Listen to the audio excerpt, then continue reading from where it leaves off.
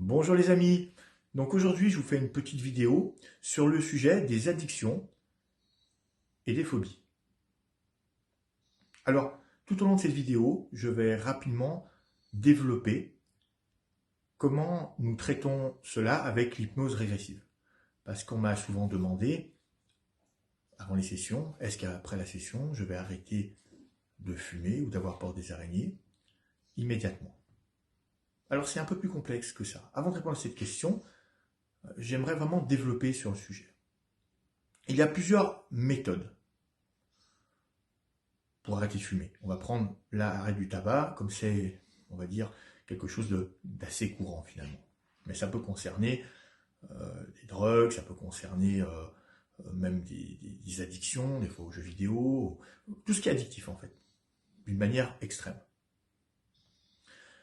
Alors, il faut savoir que une addiction, ça va être un petit peu à l'image d'une voiture. Quand vous avez une panne, sur le tableau de bord, vous avez un voyant qui s'allume.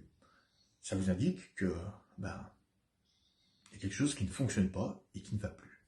L'addiction, c'est pareil. Elle est issue d'une émotion qui est cristallisée ou d'une scène, quoi que ce soit, qui est restée ancrée et finalement, eh bien, chez nous, ça va se déclarer par fumer, par exemple. D'ailleurs, beaucoup de personnes disent, dès que je fume, ça me déstresse. C'est important, c'est très important d'écouter les personnes parce que quelque part, ils parlent vraiment de ce qu'ils ressentent.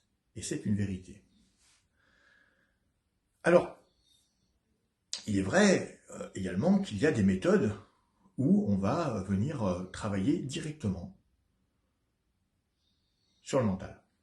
C'est-à-dire, on va venir faire une déprogrammation et reprogrammer afin qu'il y ait un arrêt, on va dire, brutal et instantané de la cigarette. Alors, ce qui est super, c'est que tout de suite après la séance, ou des fois 2 séances après, la personne a arrêté le tabac.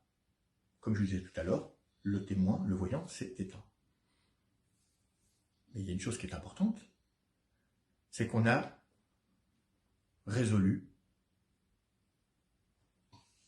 simplement le symptôme. On n'a pas résolu la cause. Qu'est-ce qui se passe dans ces cas-là? Eh bien, ça va se manifester autrement. Donc, la conscience, le mental étant reprogrammé, on ne fume plus. Par contre, il peut y avoir l'envie de manger, les angoisses, et tas d'autres choses qui peuvent se manifester d'une manière différente. Donc on a bouché le canal où je fumais, mais par contre, cette cause finalement ne peut plus s'évacuer par la cigarette, on l'a déprogrammée, elle va s'évacuer par un autre moyen, peu importe. Mais finalement, on a juste déplacé le problème. Alors pour certains, c'est très bien, parce que s'ils ont des problèmes de santé, voilà, on ne fume plus, bon déjà, on va laisser les poumons tranquilles, c'est très bien. Maintenant, comment c'est mis en place avec l'hypnose régressive? Alors, c'est complètement différent. C'est complètement différent. Nous, on va venir directement voir la cause. On va occulter la cause en session et on va voir dans quel schéma ça s'est passé, dans quelle temporalité, pourquoi c'est intervenu. On va venir démonter tout ce système-là et le mettre à jour pour, en fin de séance, dire à la personne, voilà pourquoi tu fumes. Il y a peut-être des cristallisations, des mémoires de vie antérieures, des traumas, quelque chose qui fait qu'ils t'ont amené à ça. Mais on ne déprogramme pas. On ne déprogramme pas. Parce que nous laissons le libre arbitre et la souveraineté à la personne.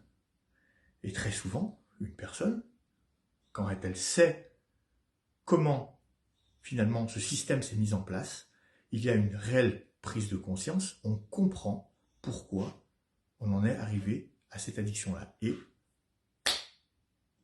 instantanément, quelquefois, ça disparaît. Ou d'autres fois, la conscience chemine et tout doucement, on va venir évacuer ça. Mais c'est toujours dans l'accord de la personne, dans sa souveraineté, dans sa puissance. C'est elle qui décide. Elle peut très bien comprendre comment elle est arrivée à fumer et se dire « Non, je veux quand même continuer à fumer, ok, il n'y a pas de problème. » Mais déjà, si elle vient nous voir, c'est qu'elle a cette énergie de vouloir arrêter. Donc, voilà comment les addictions sont traitées en hypnose régressive. Donc, c'est deux choses complètement différentes. Voilà le sujet que je voulais aujourd'hui vous présenter. J'espère qu'il vous aura plu. N'hésitez pas à liker si la vidéo vous a plu.